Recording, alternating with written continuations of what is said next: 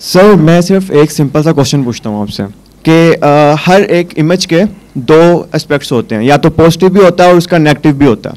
अगर हमारी यूथ से ये लोग इतना ही सब लोग सिंसियर हैं कि सूबों के डिवीजन की बात कर रहे हैं, तो क्या इसका कोई नेगेटिव एस्पेक्ट नहीं हो सकता? अब एक चीज़ है कि एक सूबे में हमारी कुछ ही पॉलिटिकल पार्टीज हैं, like PMLN, people's party, PTI, या हमारे पास आगे MQM जो कि अब थोड़ी ख़त्म हो चुकी है।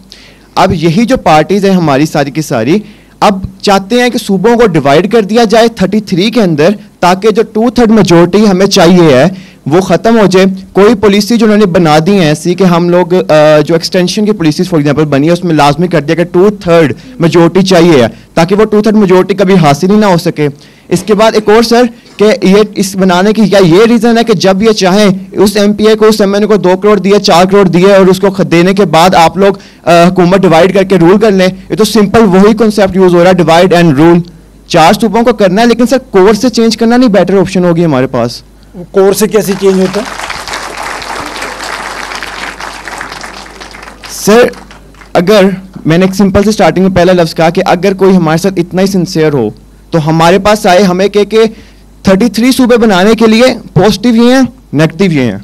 आगे पॉजिटिव एस्पेक्ट्स भी हैं, नेगेटिव एस्पेक्ट्स भी हैं, choice is yours, youth choice करे। हमारे पास जो आता है हमें क्रिटिकल थिंकिंग नहीं दी जाती। हमारे पास आगे कहा जाता है कि पॉजिटिव एस्पेक्ट ये हैं, फॉर एग्जांपल कह दिया कि 33 सूबे बनने हैं, इसका फ़ायदा ये है कि अब जो आप लोगों को रूल्स मिल जाएंगे, आपकी रेगुलेशन हो जाएगी, लॉ हो जाएगा। लेकिन क्या वही ब्यूरोक्रेट्स अभी नहीं बैठे हुए? एटलीस्ट एक AC वो तो एक सिर्फ एक शहर का होता है ना, तो वहाँ पे एक शहर में क्यों नहीं पूरे होते? हम लोग चल जाते हैं कि बड़े से स्टार्ट कर रहे हैं। एक AC एक शहर के अंदर होता है, एक असिस्टेंट कमिश्नर होता है। वो असिस्टेंट कमिश्नर वो शहर के कभी भी रूल एंड लॉ जो उसके अंडर उसकी जुरिस्डिक्शन में आता है वो आज तक उसको पूरा नहीं कर पाया। तो सर ये डिवाइड एंड रूल कॉन्सेप्ट क्यों यूज कर रहे हैं यहाँ पे? ठीक है, दो क्वेश्चंस आपने किए ना। एक तो आपने किया कि जब सूबे बन जाएंगे तो 2/3 मेजोरिटी ना मिलेगी तो ना कुछ होगा। ये कैसे होगा मैं नहीं समझ सका, बिकॉज MNAs तो वही रहेंगे, उनकी कॉन्स्टिट्यूंसीज भी वही रहेंगी, वो मुख्तलिफ सूबों से आएंगे लेकिन होंगे तो वही, और वही 2/3 मेजोरिटी से रूल करेंगे। इंडिया में 37 हैं, उनका कॉन्स्टिट्यूशन अमेंड नहीं होता।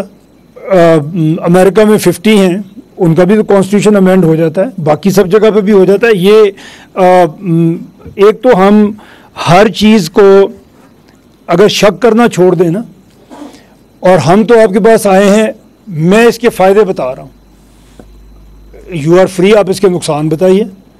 एक नुकसान आपने बताया कि 2/3 मेजोरिटी नहीं होगी, तो मेरे ख्याल में उसमें कोई फ़र्क नहीं पड़ेगा। 2/3 मेजोरिटी जब चाहिए होगी ज़रूर होगी, बाकी दुनिया में होती है, यहाँ पे क्यों नहीं होगी? और आपने फरमाया कि AC काम नहीं कर सकता, DC काम नहीं कर सकता, तो फिर काम कैसे होगा? ये AC और DC इंडिपेंडेंट नहीं होते, ये एक हायरार्की का पार्ट होते हैं। ऊपर से चीज़ चलती है, जैसे अभी मैंने कहा 50,000 स्कूल्स हैं जो लाहौर से गवर्न होते हैं, तो डिस्ट्रिक्ट के अंदर भी डायरेक्टर स्कूल्स बैठा हुआ है, लेकिन उसको कंट्रोल कौन कर रहा है? उसका बजट कहाँ से मिल रहा है? उसको पोस्टिंग ट्रांसफ़र कहाँ से मिल रही है? वो लाहौर से मिल रही है। वो 50,000 स्कूल को एक ही जगह से मिल रही है। नीचे तो उनकी पूरी हायरार्की बैठी हुई है। ऐसा तो नहीं है कि एक सेक्रेटरी पंजाब में अकेला बैठा हुआ है और वो वहाँ से वायरलेस पे हुक्म देता है तो स्कूल चलता है, ऐसा तो नहीं है। एडमिनिस्ट्रेशन तो बैठी हुई है, लेकिन कंट्रोल सेंट्रलाइज्ड है। हम उसे डिसेंट्रलाइज करना चाहते हैं। जी।